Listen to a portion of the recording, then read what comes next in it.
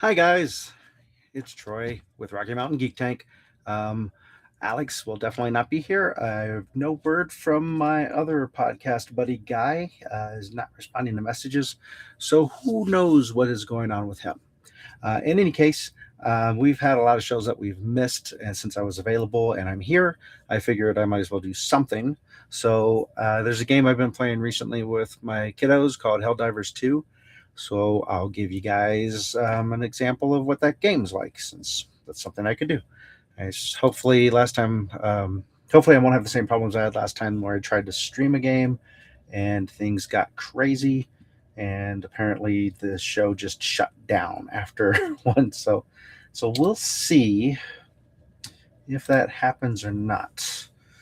Getting the game booted up here. The opening's kind of fun, so.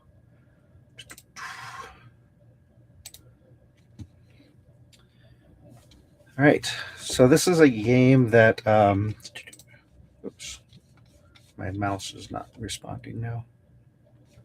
We'll see if that happens. This is a game that's very similar to the movie Starship Troopers, but in addition to the bugs, you have Terminator 2 style robots, as well as these sort of zombie alien type squid creatures that you have to fight. And I'll let the intro play because it's fun.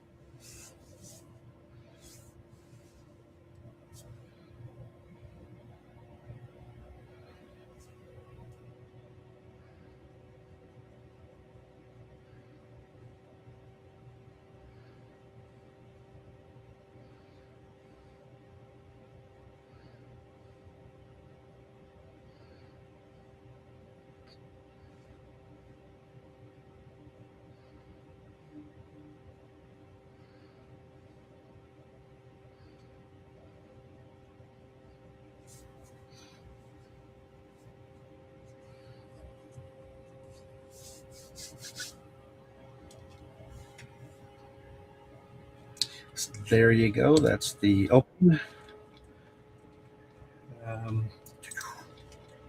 See if I can figure out why my mouse is not appearing over here. And I'll take it a minute to load. I do not have the fastest gaming computer or the strongest gaming computer. Hey there, Brent. As you can see, I'm all by myself. I'm showing off a game called Helldivers 2. I want to get rid of that. There we go. Cool. So this game, once you buy it, they do have things in here that you can spend real money on. I recommend not doing it because everything you can get on here, you can get if you just grind long enough. You have a primary weapon, secondary weapon, and throwable. And you unlock different ones as you play through the game.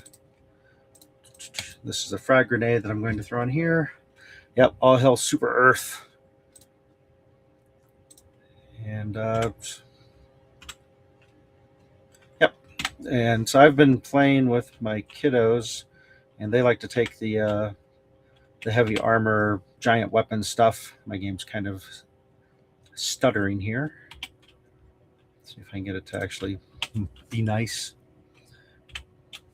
There we go. I'm going to take a stealthier armor.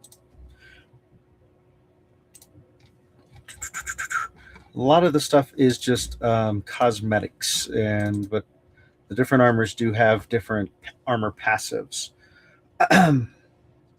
So, for example, the light armor here, the passive has Scout, So if you place markers, it generates radar scans and it reduces the range at which enemies can detect the wearer.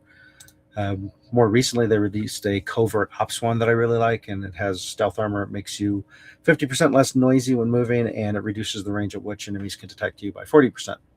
Probably my favorite passive in the game.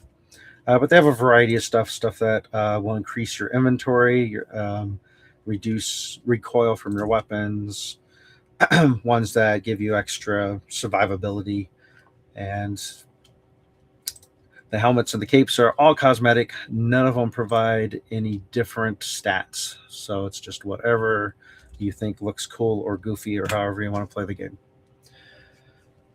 Let's see. And then you have a few different character options for voices and emotes and all of that. And none of that is really necessary.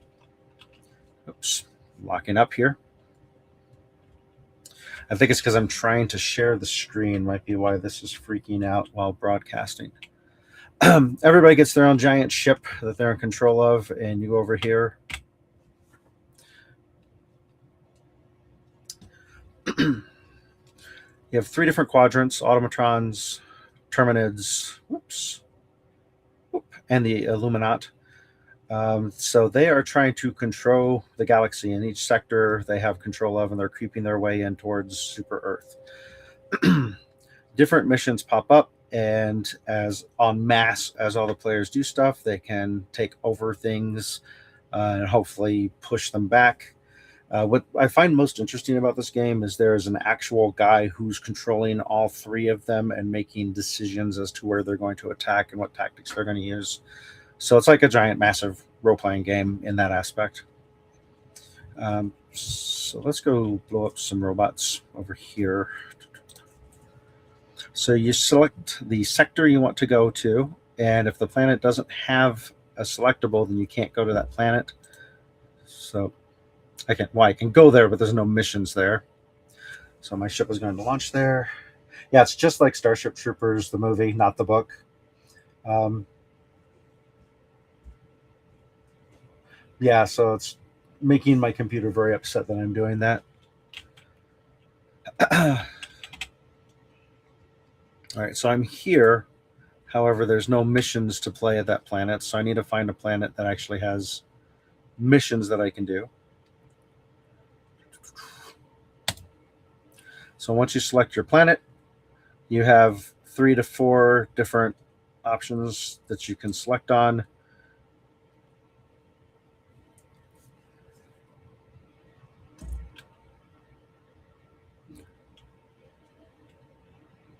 Nope. All right. So these are commandos missions, which means you can't call in backup support in the form of weapons and such. So eliminate devastators. Sure, this will be a nice, easy mission to show off.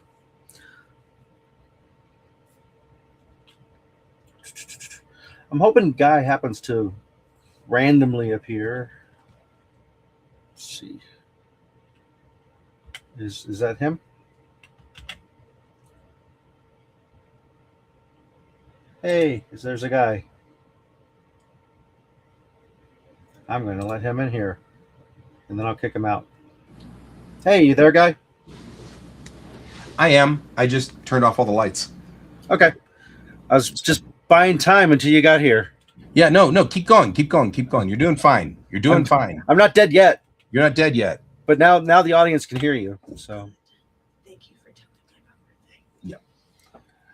You're not dead. I'll watch this with you and make stupid comments. Okay. This will be us making stupid comments. So after you select your planet and your mission, you can take your loadout. After you've played for a while, you unlock Hellpod boosters, and those apply for your entire team. So each person tends to pick a different one. And then you have your stratagems. You can call in airstrikes. You can call in orbital lasers. Nuke the site from orbit. That's the only way to be sure. It's the only way to be sure. Call in special weapons. I'm going to take the warp pack and let's take a grenade launcher. That sounds fun. And I'll take this not. Is there any way to do this and then not? Okay. And then because it's the most logical way to get you down to the planet, they just shoot you out of the ship in a giant bullet. That's what I always do. Mm-hmm. Actually, that's super Starship Troopers right there. It is. It is very much that. The way that the book depicted it. The ships even kind of look like the movie. Yeah, other than not having any powered armor, this is very Starship Troopers, especially their design of their bugs. This is like legally distinct from Starship Troopers. Yeah. But the whole opening feels exactly like Starship Troopers with the propaganda and such. I'm doing my part. I'm doing my part.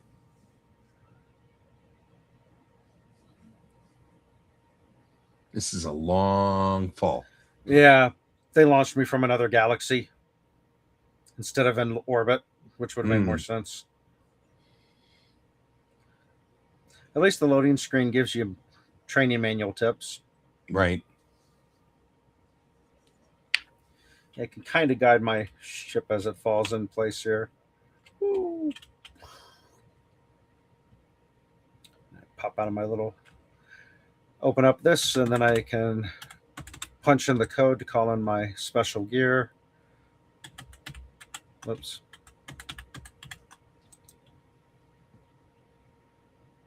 Yeah, nobody will notice that. Nope. That's secret. Don't stand under it.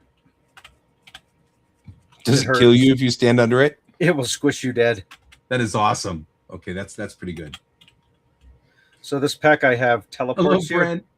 Although when you put "well" in front of there, it was kind of like my brain read that as well. Hello, guy. Nice to see you again. I don't know why my brain read it that way, but it was that way. It was pretty funny. Life things seems to be what's going on with Alex.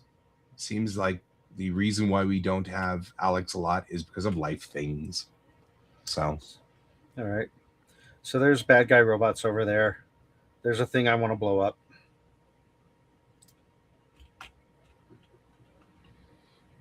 We'll see just how stealthy my armor is. Whoop. Whoa. Sneak, sneak, sneak, sneak, sneak. Because they didn't notice the big beams of light. Nope. That guy's looking right at me. He's looking right at you. They see me now. Oh, yeah. Stim pack.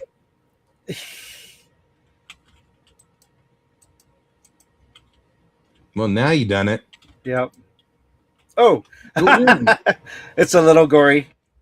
You done it a lot. I did. Let's go over here. This is clone number 2. Yeah.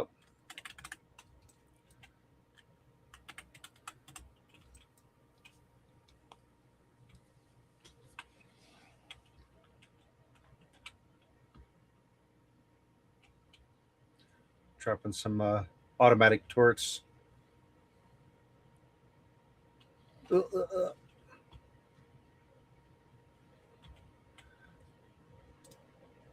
My automatic howitzers seem to have taken care of things for me. How very automatic. So I tower defensed them. I'd like my backpack back. I'd like my grenade launcher back, even though it killed me. Yeah, but it killed you in a spectacularly entertaining way. Yes. So if you're going to have landmines, you probably don't want to make them giant and glowing like that. They're pretty easy to spot. And then I step on one after saying that.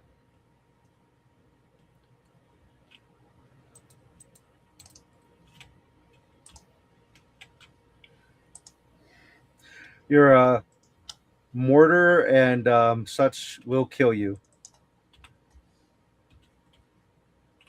Whee! Blowing up stuff. Oh, there's somebody right there. There was somebody right there. Watch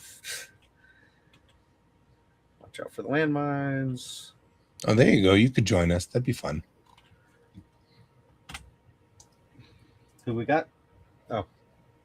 No, yeah, that was just Brent saying he could join us if we're short a third. Sure. I'm going to. This is on the super easy level, so I did the thing I was supposed to do, and now I can get out of here. Normally, I would run around the rest of the planet because they have what's called points of interests. I can show you one out there. I just like the concept of run around the rest of the planet. Yeah, That let's cracks me up. run around as much of the planet as your boss will let you before they determine you're a traitor and shoot you. I see. In fact, I'll demonstrate that because that's fun. Just got to run to the edge of the map.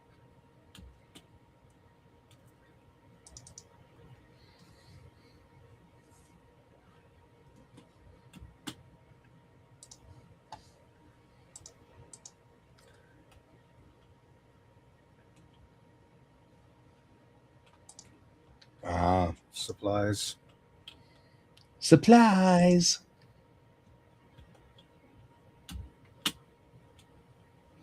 I love how in the background you can see ships doing orbital strikes and stuff. Yeah, that's kind of cool. Oh, here we go. So if I let that count down, they'll just start dropping orbital strikes on me. They're not helping you, but they'll definitely take you out. I noticed that one. Right.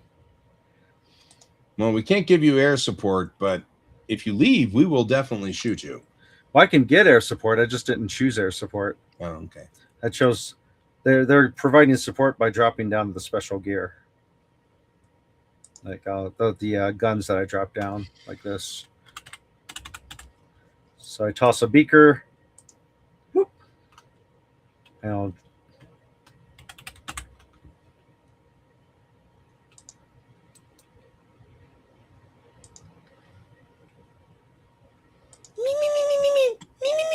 Oh, wrong kind of beaker.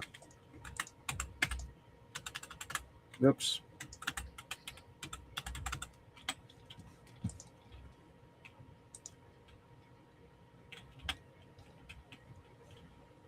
And then we'll see if any bad guys try to stop me from leaving.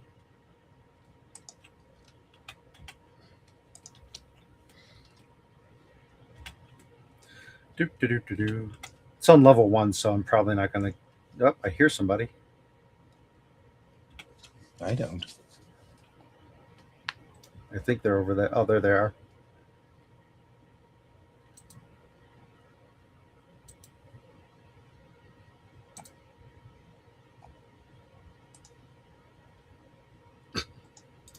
I think I got him.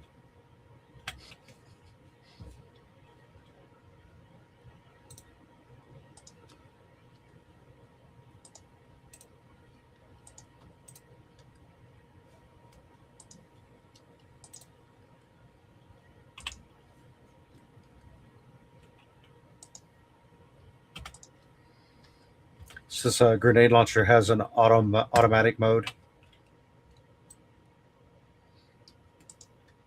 As they should. I mean, naturally. It's what every grenade launcher needs.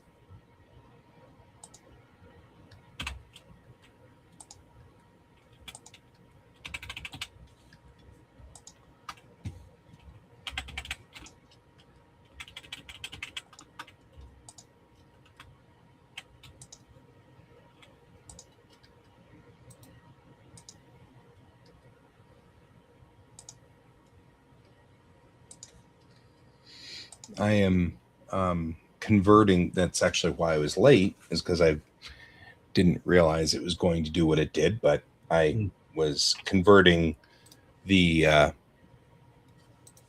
standards manual for signage for roads and stuff like that.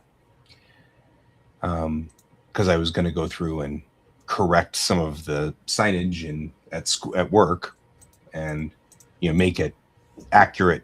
Because there's a manual, like the government releases the manual every year, Freedom of Information Act sort of thing. Like they're required to release it. And so I was like, well, I've got the manual, which shows what signs should look like and, what kinds of signs we have on the roads and the proper distancing on striping on the roads and stuff like that. And so I was just going to go on ahead and use this, but then it's all in a PDF format. So I was like, oh, that's fine. I can just convert it over to JPEG. And then I hit go, and it said, okay, converting page 1 of 1,100 pages. And I'm like, Mhm. okay, that's not, I don't need all 1,100. Okay, never mind. So I Yep. just let it do it. And now I'm deleting all the extra pages that I don't need. Yeah. But I don't know. It's a thing. I don't know. But yeah, I've been, I was, did you just die a lot? No, I just finished the mission Did you finish the mission a lot? once. So yeah, there's a interesting thing I've been thinking a lot about with my lighting is, because my lighting's not right. Computer, broadcast lights. There we go, much better. I've been thinking a lot about how we work in a society. It's still talking to me. How we work in a society and things like that, and why we do stuff. And I talked today to my boss and was discussing I would like to fix some things, but every time I try to fix some things, it's got to go through the approval process, and nobody understands what I'm trying to say and everything like that. And so I said, you know what? How about we do it this way? I'm going to go on ahead and start trying to fix stuff. And if you use it, you use it. Hang on. Computer, stop. Thanks. It's like She'll get mad at you. she's chatting with me. Anyway, Yep. but I was trying to talk to her about this, and I was like, because of course it's the way my brain thinks. I can't explain what I'm trying to do. And so, like, as an example, I was like, hey, why don't we put some video footage of driving around the town? And every time I try to propose that, they're like, you'll have to get a video camera and you'll have to have a video team and it'll cost $1 gajillion. And I'm like, or I could just mount my phone on the dashboard. Mm-hmm. But they turned it down because it was just going to be so super expensive to have a 12-person video team to do. And I'm like, so now I'm just filming off my dashboard and I'm just going to give it to them. And if they like it, maybe they'll pay me. And that's what I'm hoping for. But it's frustrating to not be able to teach my kids because I'm missing pieces. Right. And what had happened today was that I went into work because I had not signed. There was one of the logs that I didn't sign, which is a perfectly normal thing for me to miss. I am not good with details. And so little details like that get lost a lot, especially on repetitive functions. Like we have to sign every line of these timesheets, and you get 30 kids, and times 2 lines each, you've got 60 signatures you got to do at the end of every class. And so I miss them every so often, or I'll not realize that they put the time in wrong or something like that. And so I've already told them, standing rule, just go ahead and call me and I will come in and fix it. And, they were like, I just wanted you to know we're not mad at you. And I'm not worried at all. I know I'm an excellent teacher. I know I do a good job in the classroom. So I'm not so hard on myself on the fact that I do the paperwork badly. It seems balanced to me. It's another example of how the system is archaic too, because they could just automate all of that and make it an app. Yeah, but they don't. And that's fine. It's a problem I've had with every job I've been in. It's not the company's fault. It's the state's fault. Right. Yeah, we're not blaming the company. I'm actually not even blaming the company on my side either. I'm blaming autism, ADD, autistic spectrum disorder, whatever, because that's what makes me miss the details. And I was talking to my boss, and I was chatting with her, and I was like, I really want to do some of this stuff, and she was like, I can't authorize you to do that, just by yourself. And I'm like, I understand. And I'm like, so maybe what I'll do is I'll do it for me, and if you want to use it, you can. That's that's my thought. Yeah. And so I'm going to move this over a little there. There we go. I think the only And- concern is that because of the state rules, you'd have to run it, whatever you create, you'd have to run it through whoever approves that Yeah. stuff. Oh yeah, before you I could even figured show that's it. somebody else's problem. Mhm. That's but that's not really the long and the short of it. I mean, like all of these, that's part of what I was getting I was thinking about this, and I'm like, our system, and I'm not talking about the system in my company. I'm talking about the way our culture works. Mhm. The system isn't designed well for people like me, and I'm driven to do the task to fix these problems. But by the time it gets through approvals and everything like that, I've lost my motivation and can't do it anymore. So then I become unreliable, and then people don't ask me to do stuff anymore because I needed to do it when the iron hits, and I need to do it. But you've got to go through 6 months of approvals, and then it comes back to me 6 months later. Oh yeah, we've allowed it, but we need you to not do this part and this part. And I'm like, then it's not going to work, well, but you can't use a full video crew. I'm not using a full video crew, and that's what's so frustrating is like so many times if I go rogue and do it, they're like, oh, this is perfect. But if I go through the system, they complicate it so much that I can't do it. And I'm like, it's so funny because I keep hearing people say that, the system is set up because people don't like to work. People don't want to work. They're lazy by default. And I'm like, I'm not lazy, but I do get disenchanted every so often. I'll get disenfranchised. And I think they use the lazy thing because people don't want to have to spend the effort to enfranchise people. It's easier to just say, do it my way or the highway, and, oh, you're lazy if you don't, than it is to actually make, work with people to get them to work together. And that's the thing. I was just kind of like, man. This just makes me think that somewhere along the lines they wanted to make a video, and someone decided to say, I need this much budget for 12 people and blah, blah, blah. And so they just assumed that's the standard. I'm using that as an example, but, it's really, it's all of that same genre of problems as far as I'm concerned, so it's always sort of that same thing. But yeah, there's definitely a lot of stuff that they have us go over that's completely unnecessary, and there's like the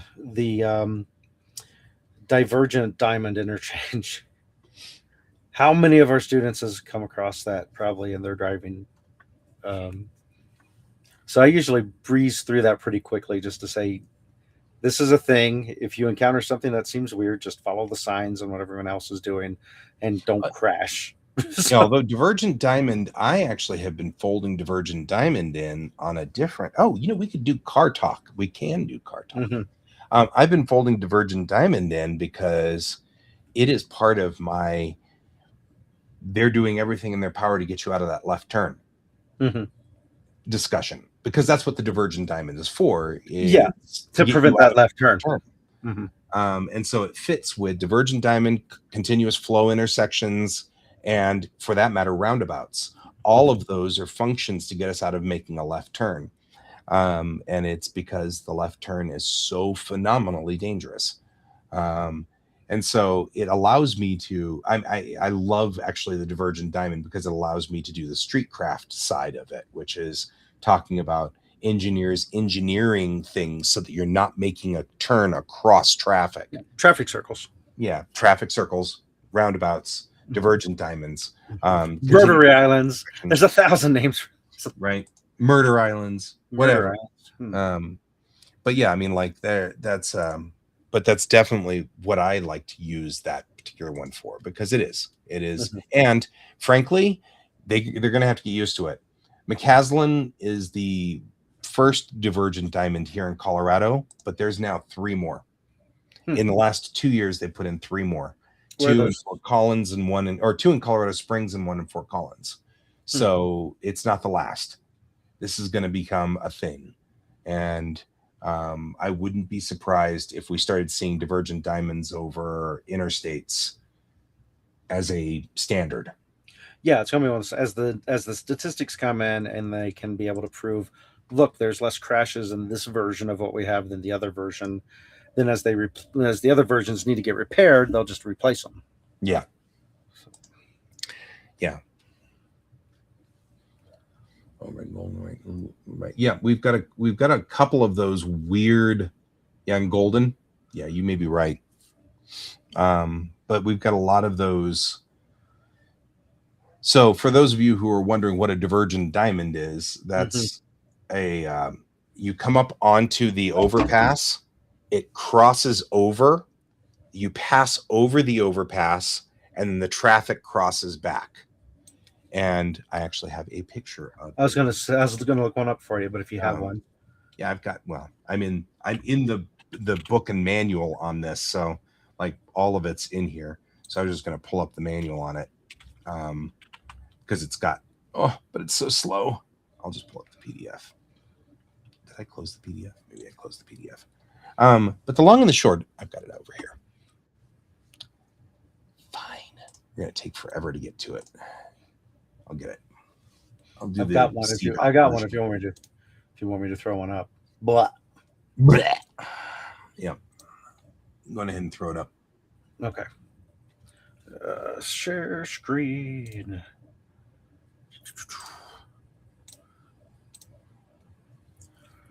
All right. Hey, yeah, there we go. So this is a divergent diamond interchange. You can see that you come up on the diamond, and then you cross over on an AB light, which is that standard one way to the other, and then it crosses back over on the other side. There's these people going this way, go whoop, yep, and then whoop. And of course, every time I do this, everybody goes, why in the world would you do that? And the reason that you do that is because it's got a slip lane on both sides. So a slip lane is any lane where you pass to the right without having to go into a signal. So we've got in the case of coming up onto there, you can see it's I'm on the left here, south. Yeah. So or to the bottom, so there's a slip lane there. So you can enter there. Crosses over. And when it crosses over, after it goes over the bridge, it's got another slip lane going that way.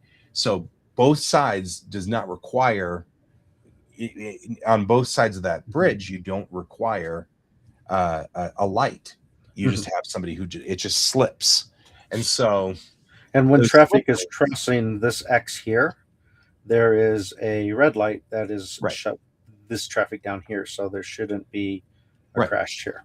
And that's what we call an AB light or a standard light, where it's A and then it's B and then it's A and then it's B. There's no left turn signals. There's no, arrows. It's just A, B, A, B.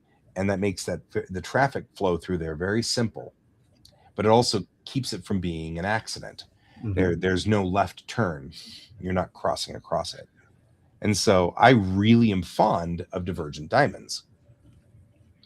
You know what else I'm fond of? Chocolate. I'm also fond of chocolate, but I'm also fond of our sponsors, because Geek Tank is sponsored by Kieran Games, Geekway Homes, The Massage Wizard, and your mom and her divergent diamond. Yeah. Whoa, I'm not going into that.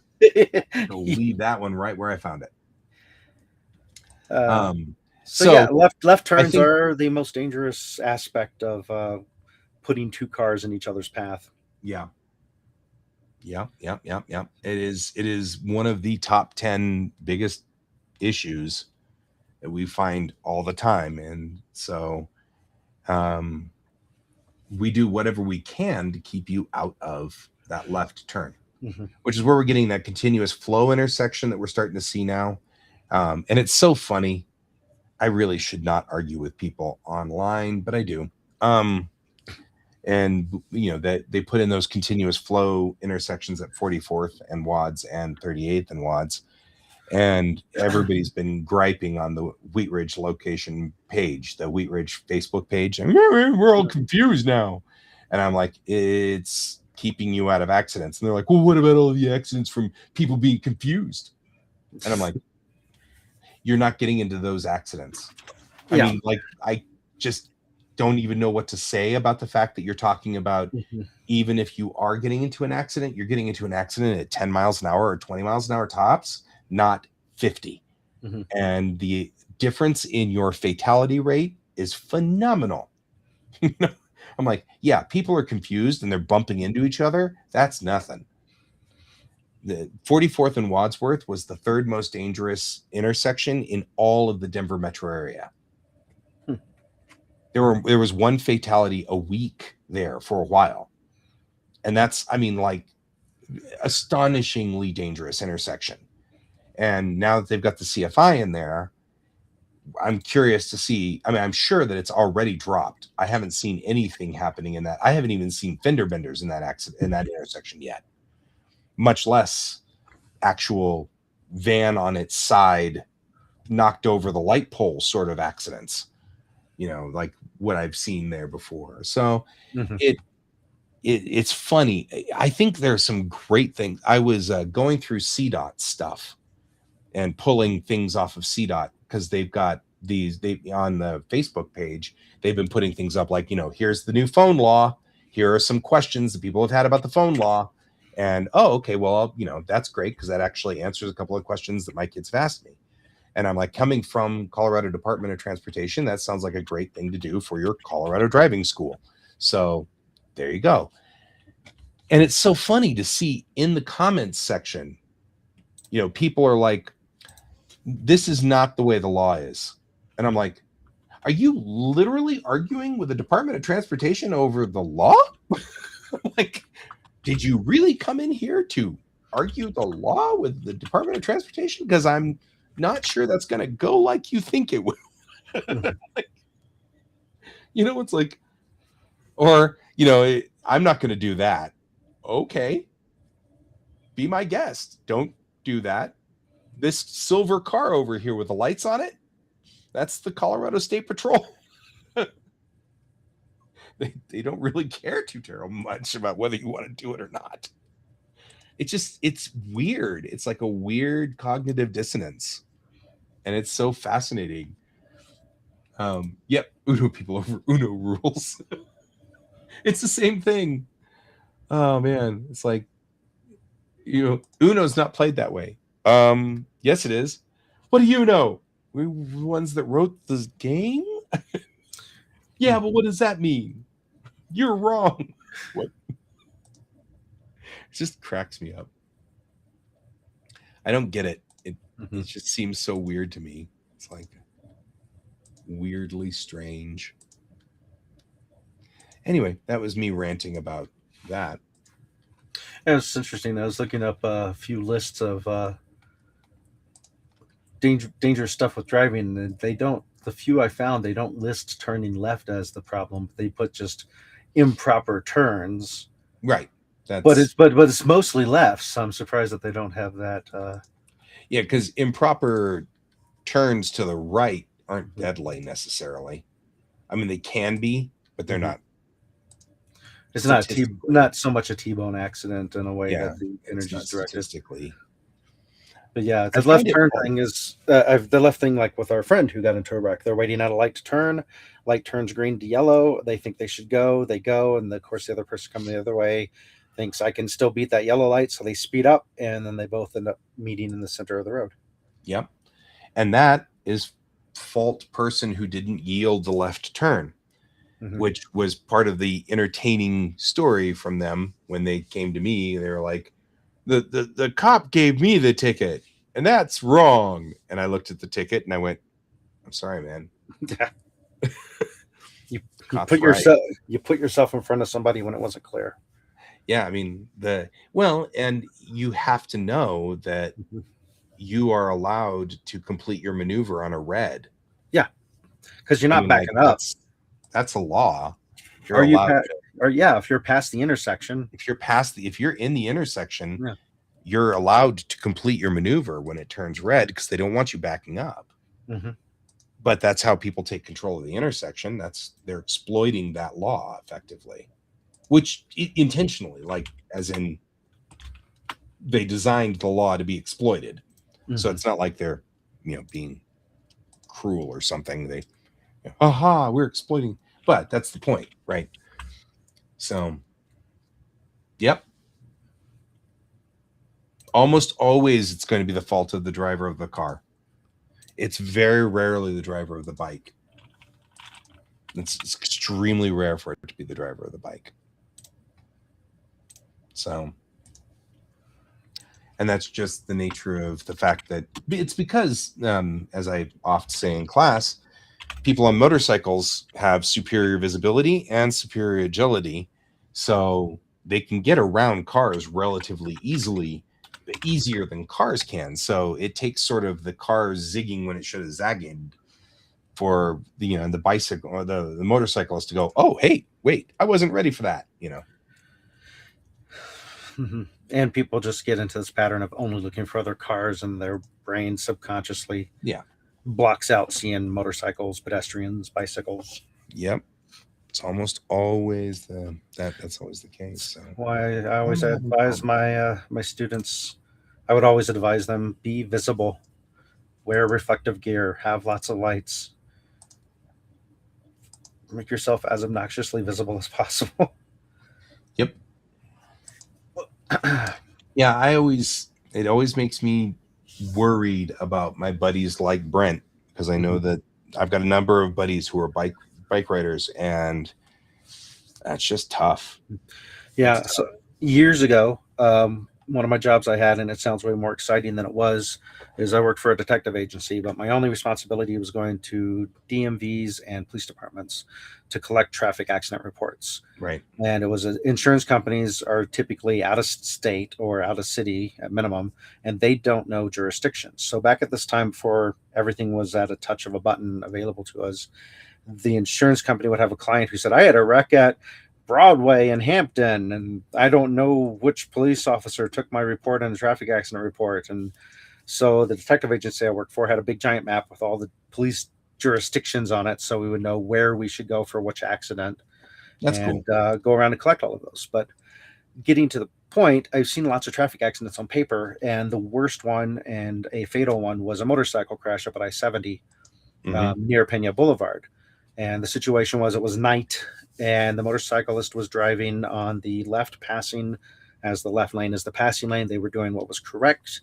It had either just rained or it was raining, because of course the accident was after the fact when they took the report, but the roads were wet.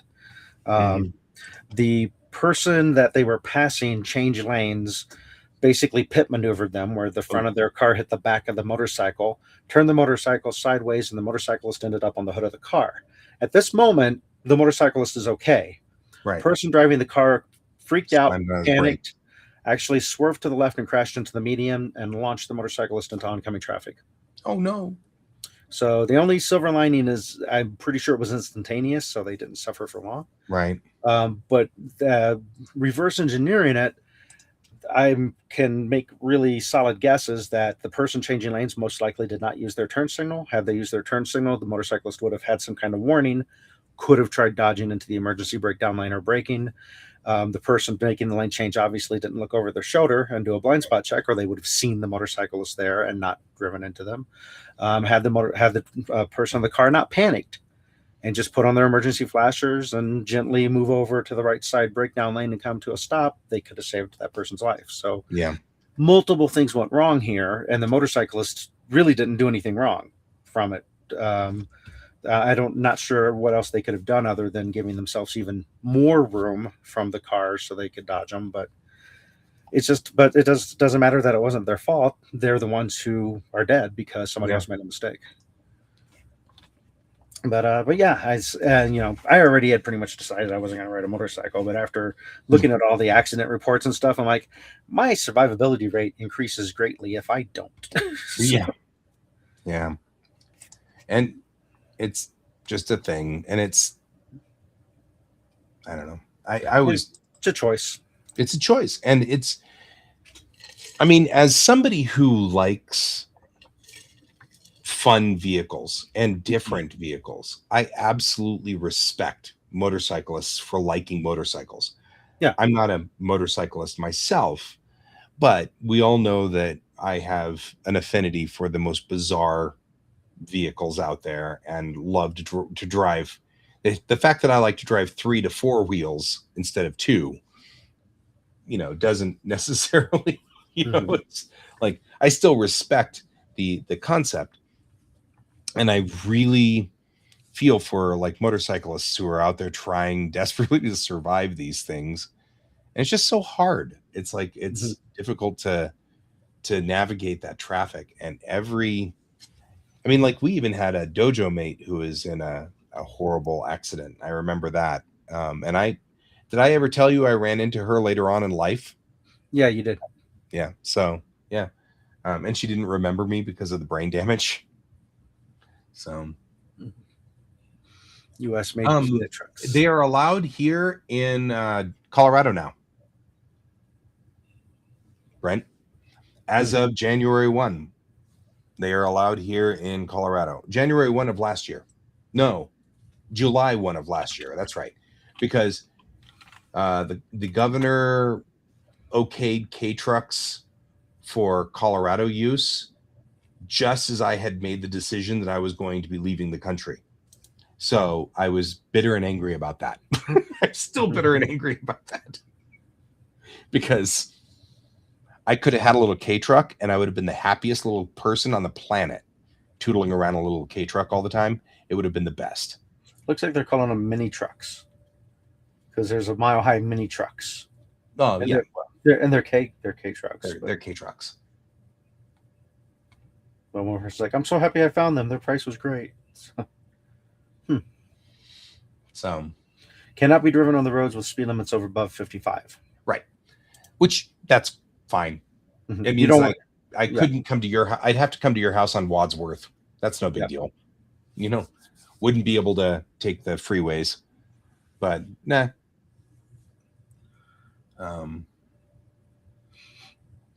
Making them here, yeah, that's a different story. Like we can import them as long as they're under the collectible car law, is what they are here in Colorado. So they have to be older than 25 years. So we can get up to a 2001 here at this point, which is fine.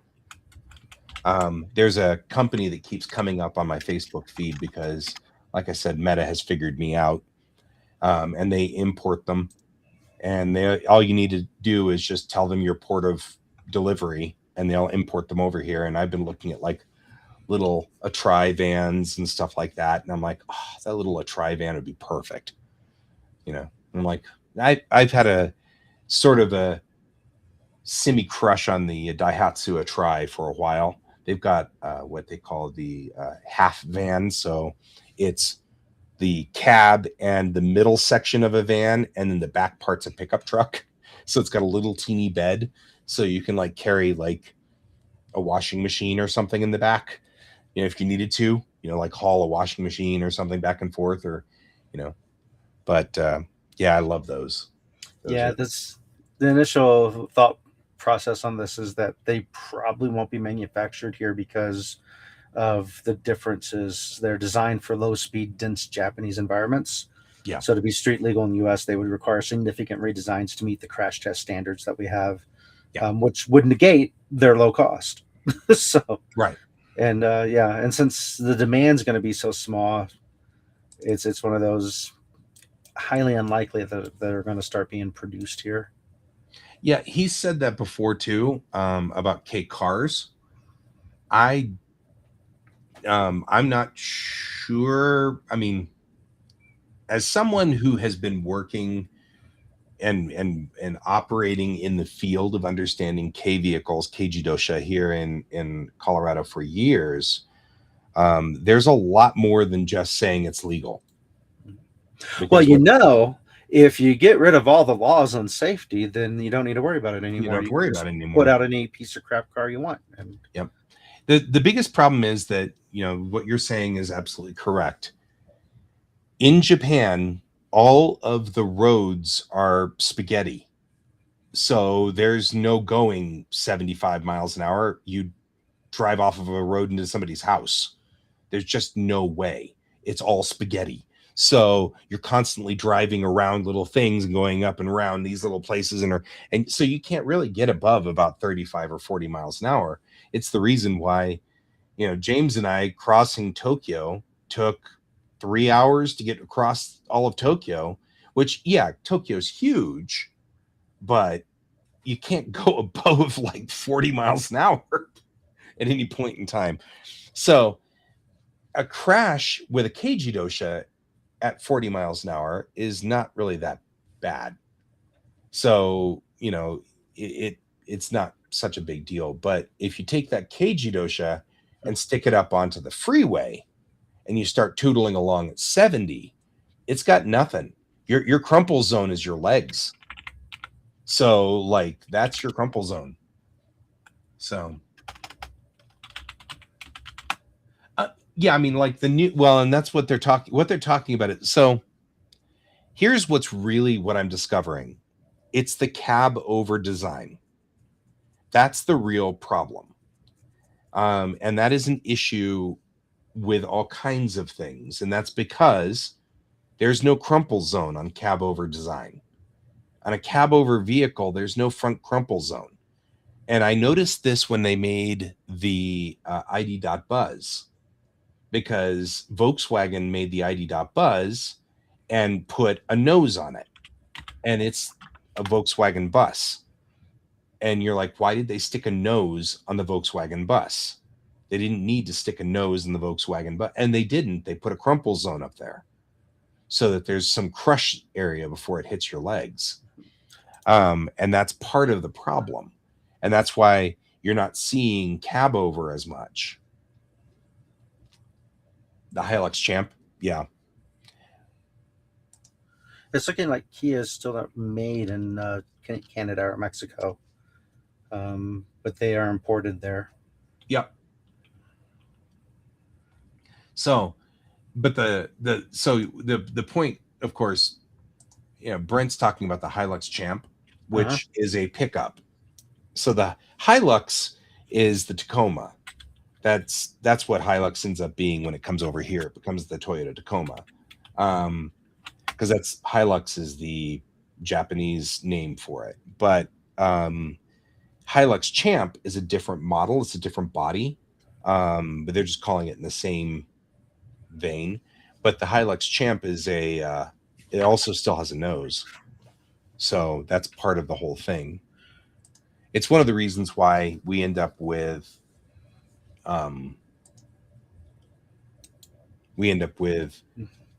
vehicles that you end up with even the electric cars all have noses. They just have a trunk in the front.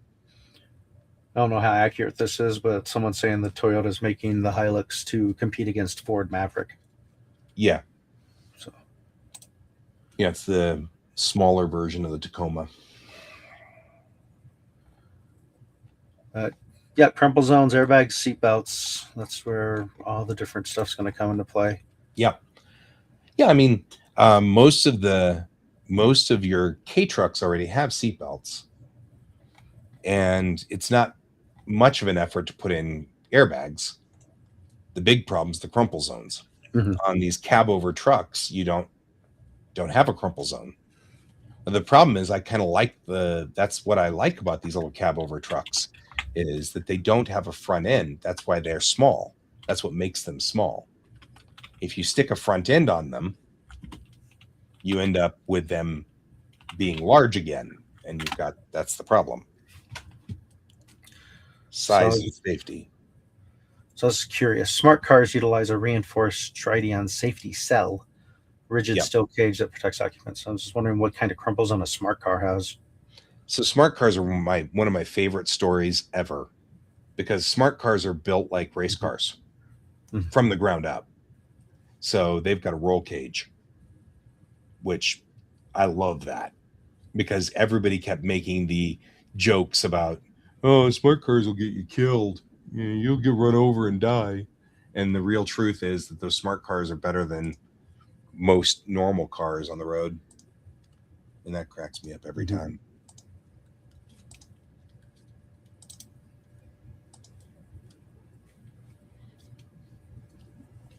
So, yeah, it's a thing. Yep. And it's sort of frustrating to me, I guess, that, I get it. It's the hardest part is that you get these trucks, and yeah, okay, you can't take them up onto the freeway or the interstate, but people will, and then people will get killed, and then they'll make a law that will outlaw them again. Mm-hmm. And that's where it's like,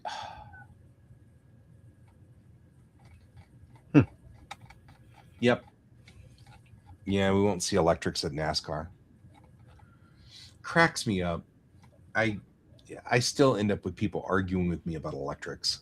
And I'm like, that just cracks me up every time. Yeah. I literally drive an electric all the time. Stop telling me it doesn't do stuff. That's the thing that gets me is they're like, did you know that electrics won't do this and that and the other thing? I'm like, literally did that with my electric car yesterday. No, you didn't. What? Yeah. Like, huh? Like, I love electrics. I love You're- manual transmissions. I love electrics. You're a bot working for the Right. electric I'm a car bot. company. That's it. Totally. I'm lying so that I can further an agenda.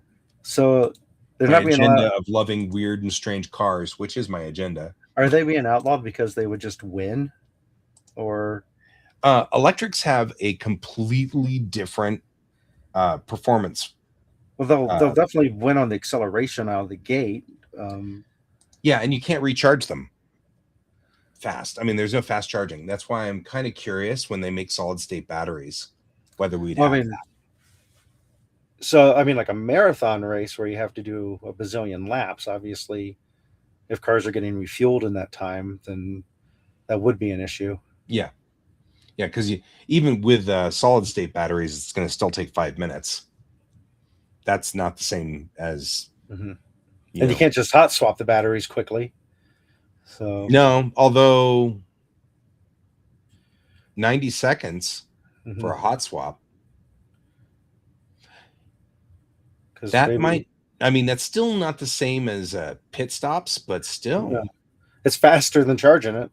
Yeah, hot swap might not be a bad idea. Yeah.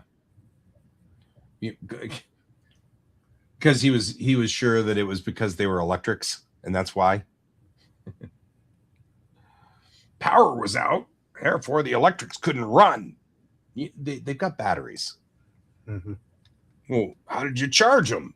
I get that one too. A lot of like, what do you do if the power's out? I'm like, well, what do you do if all the gas stations are closed? Like,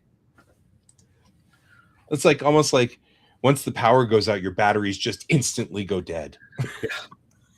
Car's batteries just die. Mm-hmm. Just like your cell phone just dies. Cell phone just toast. That's it. I have seen bidirectional is coming out now, which I think is cool.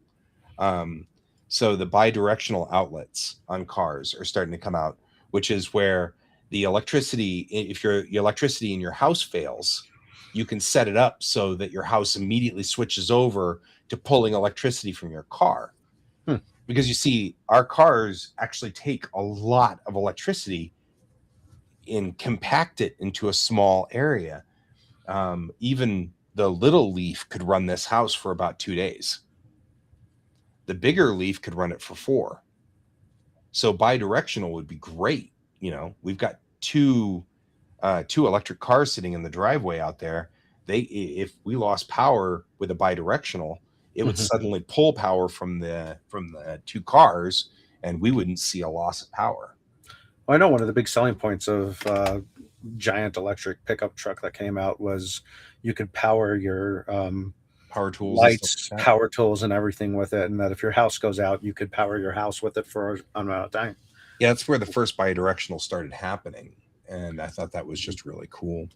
But the thing I don't have yet is a battery for just storing solar energy in the house because Yeah, Tesla makes those. it just feeds it back into the grid, anything extra that we have, and then we get credit for it. But it'd be nice to have one that we could just store energy into and then use when we want. Yeah, that's Tesla. Tesla makes house batteries. Yeah, I don't want Tesla's house battery. Okay, that's fine. They're not the only ones, I'm sure. I can't imagine them being the only ones that make house batteries. I'm sure there's other. Yeah, that's what their walls are, and that's what Brent's talking about too. Is they're repurposing old car batteries for it, which that's great. That's a secondary market for their batteries too, which is wonderful because that's going to keep that out of landfills, which would be and is one of my gripes about electrics is that they are. I mean, not like gas cars aren't crap for landfills. Yeah, I figure there's other options that I can go with. It's really just a money thing because when we had the solar put in, they offered to sell us one, but it was beyond the price that we wanted. Yeah. So yeah, it's a interesting comment here. So we've climbed past 10 o'clock. We've climbed past 10 o'clock, griping about all kinds of stuff. So yeah. Well, and when you were talking about doing that schoolie, that was also something where I was thinking about a lot of that. And I've seen a couple of more really nicely done schoolies out there now. For those of you who are not familiar, a schoolie is where you buy an old school bus and convert it into effectively a mobile home. And I've seen some really nicely done schoolies out there, but one of the things I see is solar panels on the roof and battery packs in the undercarriage for that very reason, because then you're just running you can run effectively because the bus doesn't care. It carries a lot of weight as a bus. So it's got some, and usually, especially certain, the buses that they use for, like band and stuff like that would have those undercarriage compartments. So you already have sort of these compartments underneath that are already pre-built for carrying batteries, and it's great for it. Yep. You can run that alternator to charge up your batteries. That's great. I think that's awesome. So, I think I found here's the codes for what I've been talking about forever about yellow lights and red lights and timed up to the I tell the kids that the hand signal is timed to the lights and our yellow lights are timed to 3 seconds, which is convenient for our 3-second following distance.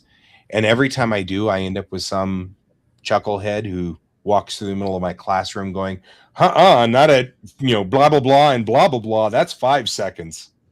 Like, that's a gotcha moment. Because, of course, if it's timed for 5 seconds, that's because there's been enough accidents in there that the engineers have gone and pushed it out. So, yep. Off to bed. Off to bed. And my light's just dimmed, which means that it's time for me to shut down too. So it's time for us to go. Thanks for joining us, Brent. Thanks for joining us. We'll talk to you all next week. And until then, I've been Guy. I've been Troy. And this is Geek Tank.